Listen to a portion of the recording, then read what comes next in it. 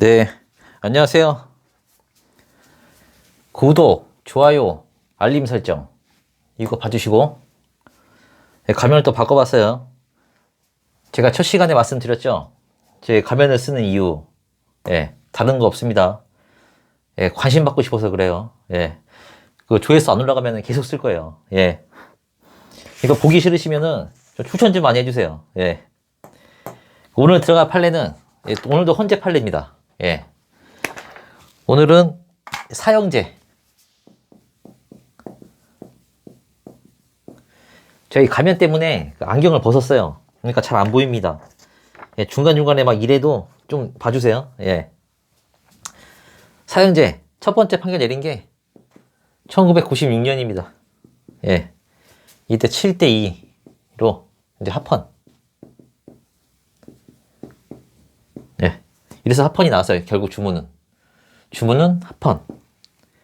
이제 갑이 이제 살인, 뭐 강간, 뭐 강도, 무궁무진합니다. 아주 그냥 아주 난놈이죠, 난놈. 근데 이놈이 이제 기소돼서 이제 사형 선고를 받습니다. 사형 선고. 사형 선고를 받고 이제 이거 이제 2심도 나요. 사형 선고가. 대법원에 상고 하면서 동시에 위헌 재청 신청을 합니다. 이게 뭐라 그랬죠? 헌재 헌법재판소에다가 이 법률이 헌법에 위반되는지 봐주세요. 한마디로 사형제가, 제가 생각하기엔 이 사형제라는 법률이 부당합니다. 이것 좀 없애주세요. 라고 이제 헌법재판소에 신청하는 거예요. 이렇게 하니까 대법원이 기각해버립니다. 기각. 그러니까 이 사람이 위헌 재청 신청을 하려면은 이제 법원에다가 이것 좀 헌재에 올려주세요라고 해야 돼요. 헌재.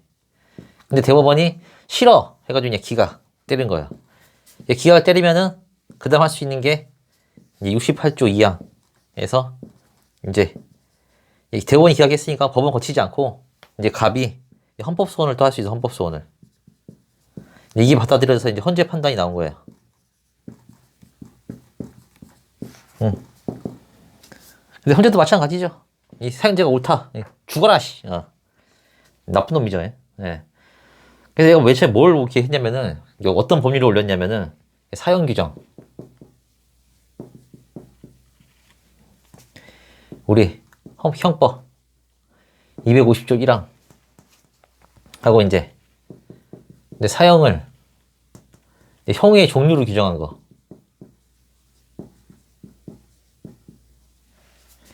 형법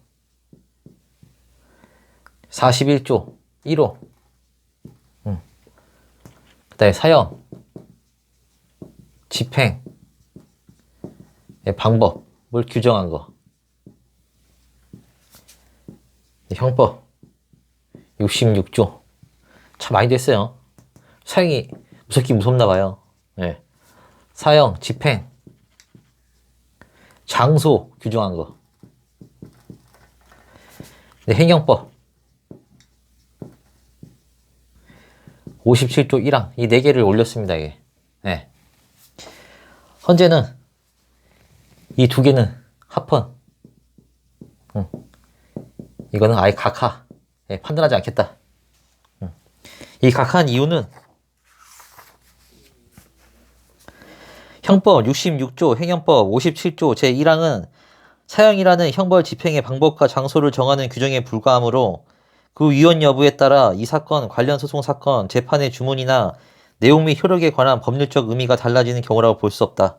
그러니까 지금 네가 이거를 어떻게 이게 위헌이 나온다 해가지고 네 사형이 없어지지 않는다. 네가 상관없는 조항이다라고 얘기하는 거예요. 그러니까 판단하지 않겠다.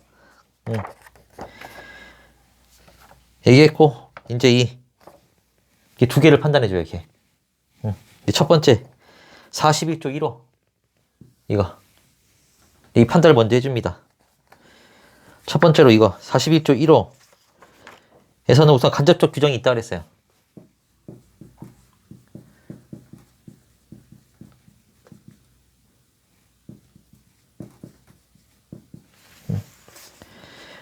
우리 헌법은 개별적인 인간 존재의 근원인 생명을 빼앗는 사형에 대하여 정면으로 이를 허용하거나 부정하는 명시적인 규정을 두고 있지 아니하지만 헌법 12조 1항이 모든 국민은 법률과 적법 절차에 의하지 아니하고는 처벌, 보안 처분 또는 강제 노역을 받지 아니한다고 규정하는 한편 헌법 110조 4항이 이 비상계엄하의 군사재판은 이 조항이 중요합니다. 이게. 비상계엄하의 군사재판은 해가지고 법률이 정하는 경우에 하나여 단심으로 할 수 있다. 다만 사형을 선고한 경우에는 그러하지 아니하다고 규정함으로써 적어도 문헌의 해석상으로는 간접적이나마 법률에 의하여 사형이 형벌로서 정해지고 또 적용될 수 있음을 인정하고 있는 것으로 보인다. 예. 직접적 규정은 없지만 간접적 규정이 있다는 거예요, 헌법에. 다시 말해 한 생명의 가치만을 놓고 본다면 인간 존엄성의 활력적인 기초를 의미하는 생명권은 절대적 기본권으로 보아야 함이 당연하다. 그러나 절대적 기본권으로 보는 게 당연하다고 했는데 네, 첫 번째 판례에서 절대적 기본권으로 보아야 함이 당연하지만 그러나 현실적인 측면에서 볼 때 정당한 이유 없이 타인의 생명을 부정하거나 그에 못지않은 중대한 공공이익을 침해한 경우에 국법은 그 중에서 타인의 생명이나 공공의 이익을 우선하여 보호할 것인가의 기준을 제시하지 않을 수 없게 되고 이러한 경우에는 비록 생명이 이념적으로 절대적 가치를 지닌 것이라 하더라도 생명에 대한 법적 평가가 예외적으로 허용될 수 있다고 할 것이므로 생명권 역시 헌법 37조 2항에 의한 일반적 법률 유보의 대상이 될 수밖에 없다. 아마 절대적 기본권이 아니라는 거죠. 이것도. 예. 37조 2항에 제한을 가할 수 있다는 거예요. 그러니까 이것도 일반적 법률 유보의 대상이 된다는 거예요.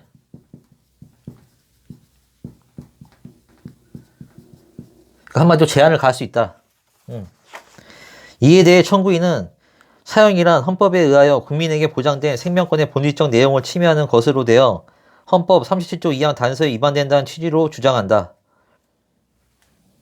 생명권의 본질적 내용을 침해한다는 거죠. 이 37조 2항을 제한할 때도 본질적 내용을 침해해서는 안 됩니다. 근데 이 갑은 자기 생명권을 침해한 거기 때문에 본질적 내용을 침해한다고 주장을 해요. 그러나 생명권에 대한 제한은 곧 생명권의 완전한 박탈을 의미한다 할 것이므로 사형이 비례 원칙에 따라서 최소한 동등한 가치가 있는 다른 생명 또는 그에 못지않은 공공의 이익을 보호하기 위한 불가피성이 충족되는 예외적인 경우에만 적용되는 한 그것이 비록 생명을 빼앗는 형벌이라 할지라도 37조 2항 단서에 위반되는 것으로 볼 수는 없다. 그러니까 네가 사람 죽였으니까 사람 죽여야 된다.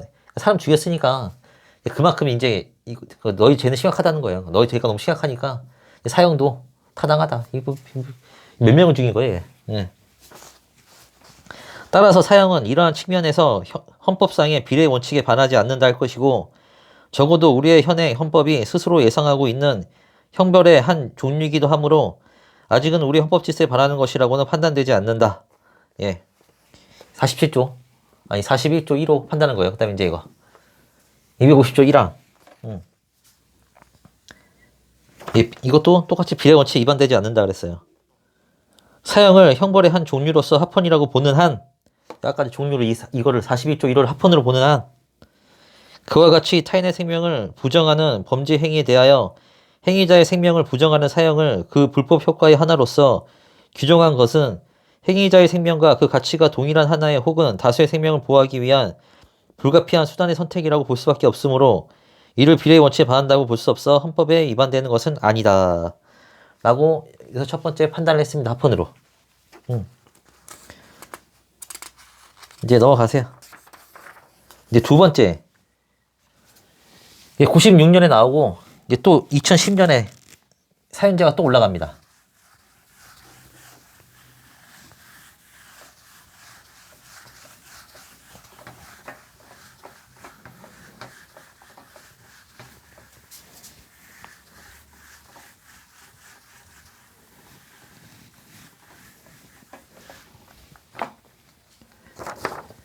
(2010년)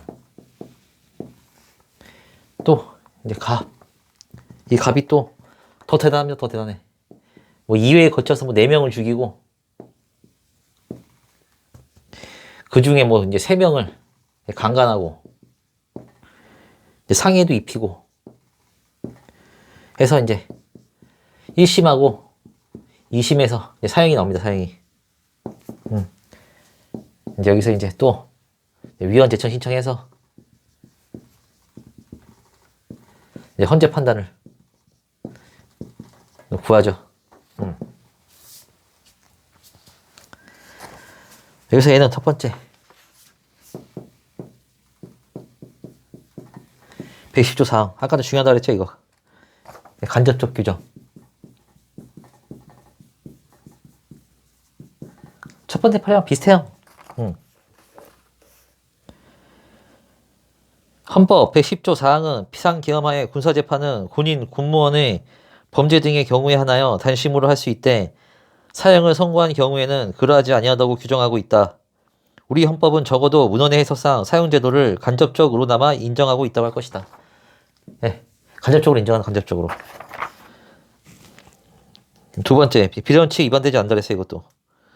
우리 헌법은 절대적 기본권을 명문으로 인정하고 있지 않으며 헌법 37조 2항에서는 국민의 모든 자유와 권리는 국가안전보장, 질서유지, 공공복리를 위하여 필요한 경우에 하나여 법률로서 제한될 수 있도록 규정하고 있다.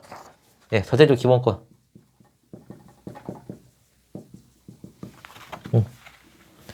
명문으로 인정하지 않는다 그랬어요. 그래서 37조 2항에 제한을 받는다.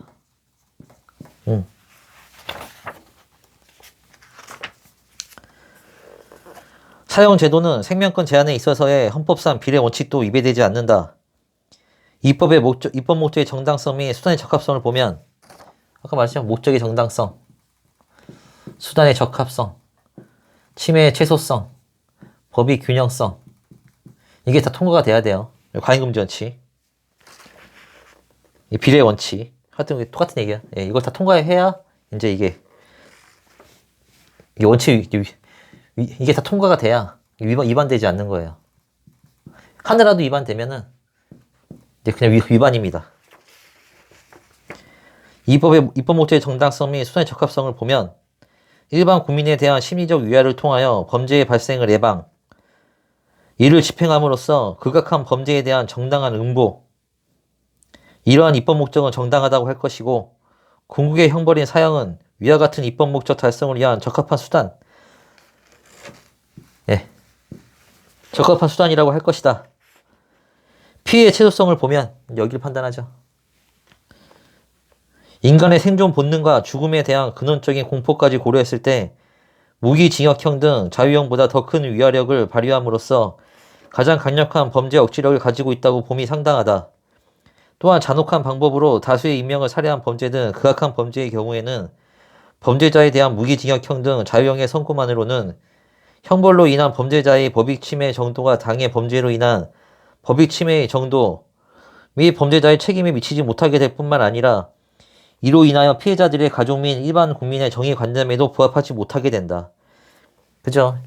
이 사형이 그나마 이제 유가족들한테는 어떻게 보면은 굉장히 위로가 될 수도 있죠. 이 사람이 무기징역으로 산다 해도 살아있는 자체부터가 끔찍하잖아요. 내 아는 사람은 죽었는데, 나의 지인은 죽었는데, 나의 자식이나 부모님이나 이 새끼가 죽였는데 이 새끼는 그래도 어떻게 감옥에 있으면은 어떻게 뭐 먹고 자고 할 수 있을 거 아니에요. 근데 유가족들은 먹고 자고 할 수 있나요? 사형은 무기징역 등 자유형에 비하여 일반적 범죄 예방 목적 및 정당한 응보를 통한 정의의 실현이라는 목적을 달성함에 있어서 더 효과적인 수단이라고 할 것이고 위와 같은 입법 목적의 달성에 있어서 사형과 동일한 효과를 나타내면서도 사형보다 범죄자에 대한 법익 침해 정도가 작은 다른 형벌이 명백히 존재한다 보기 어려우므로 사형제도는 소침성 원칙에 원한다고 할 수 없다. 근데 여기에 좀 문제가 되는 게 따라서 오판 가능성 이게 제일 큰 문제예요. 이 사형이 해버리면은 사형을 집행해버리면 이 오판을 했을 경우에 이 사람 죽었잖아요. 구제할 방법이 없어요. 예. 근데 이 재판도 이 판사 사람이 하는 거기 때문에 오판 가능성은 언제든지 일어납니다. 그러니까 이게 사형제도의 가장 큰 문제점인 거예요, 이게. 근데 여기서 얘기해줘요. 오판 가능성 및 그 회복의 문제는 신급제도, 재심제도 등의 제도적 장치 및 그에 대한 개선을 통하여 오판 가능성을 최소함으로써 오판 가능성이 있는 건 어쩔 수 없는데 이거 최소시키잖아, 최소화시킴으로써 해결할 문제이지 이를 이유로 사형이라는 형벌의 부과 자체를 희소침해성 원칙에 어긋나 위헌이라고 할 수는 없다. 예. 그러니까 이것도 된다고. 다수의 인명을 잔혹하게 살해하는 등, 예, 극악한 범죄에 대하여 한정적으로 부과되는 사형이 그 범죄의 잔혹함에 비하여 과도한 형벌이라고 볼 수 없으므로 법의 균형성 원칙에 위배되지 않는다. 이것도. 예. 합헌이라는 거죠, 합헌. 이제 사형, 이제 10조 위반되는지, 인간의 존엄의 가치란 10조에 위반되는지.